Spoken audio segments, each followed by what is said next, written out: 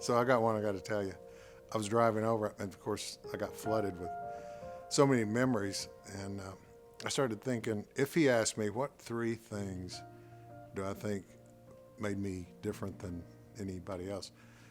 I think number one, my family taught me to work hard. That's pretty easy. I can't outthink them, I can outwork them. Number two, listen and remember what people tell you. Have a really good memory. I can't remember what number three is. You asked me just a little bit ago, where was your first call? So I was 5 years old. We were living in Lexington, and my dad took me Saturday morning to go to the coast of North Carolina to go call on an account called Furniture Fair. Now, the owner of Furniture Fair at the time, his name was Itchy Popkin. Now, I'm 5 trying to figure out why I want to see a guy named Itchy. I'm a little nervous about it. Like, why does he itch? And what's his furniture got in it? So anyway, he takes me to meet Mr. Popkin, who was a true gentleman. Mr. Popkin gave me some candy, and it was one of the greatest experiences of my life. And fast forward, my dad ended up going into management at Berkline. Fast forward from that, he started a little company called Bean Station Furniture. And so from the time I was 16, I worked in the factory. In high school, I worked on the production line and driving trucks and delivering samples to markets. And then I graduated from the University of Tennessee in '79. And I went to Atlanta to interview for a job. And that's kind of where it started in '79. So in 2008, Stanton MacArthur, my brother-in-law, and I decided, well, let's get on the road. You know, we think that's where the money is. So we decided in '08, at the beginning of the largest depression in my lifetime, to get on the road. I remember our first market was it was San Francisco. We were sitting in the bar looking out and had no jobs, no companies yet, having an adult beverage, and I looked out and all these stars were twinkling. It was magnificent. And I said, Stanton, you see those stars? Those are all the accounts we're going to have in a few years.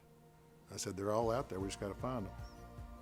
And we did, at least enough to survive.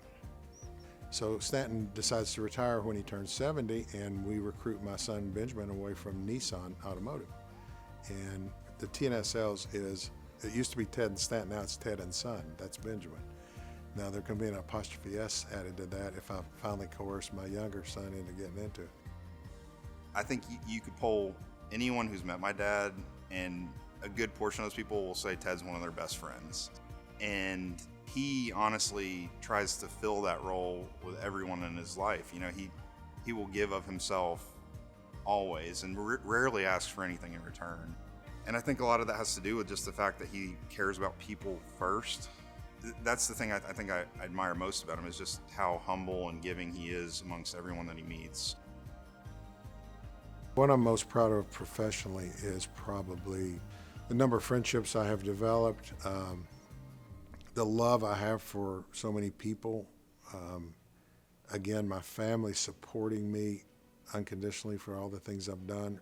My wife, Donna, has been incredible the whole time. She's in sales too, which has helped me a lot. And then to bring, this legacy situation to the next generation and have 2 sons, a brother-in-law that was my partner for many, many years, and to affect families and livelihoods.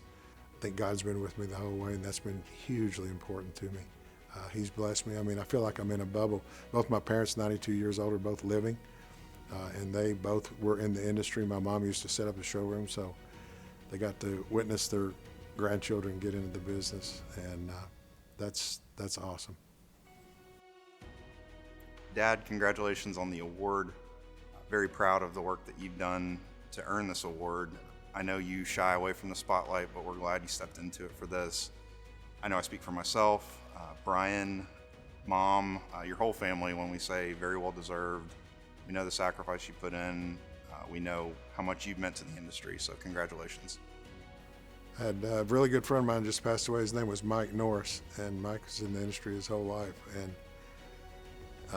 he was more of a friend than a customer of mine, and he came to my home not too many months ago, and we were sitting next to our campfire up in the creek in the mountains and talking about the industry and things I'd been through, and he goes, Ted, you got to remember, it's not rocket surgery, it's just furniture.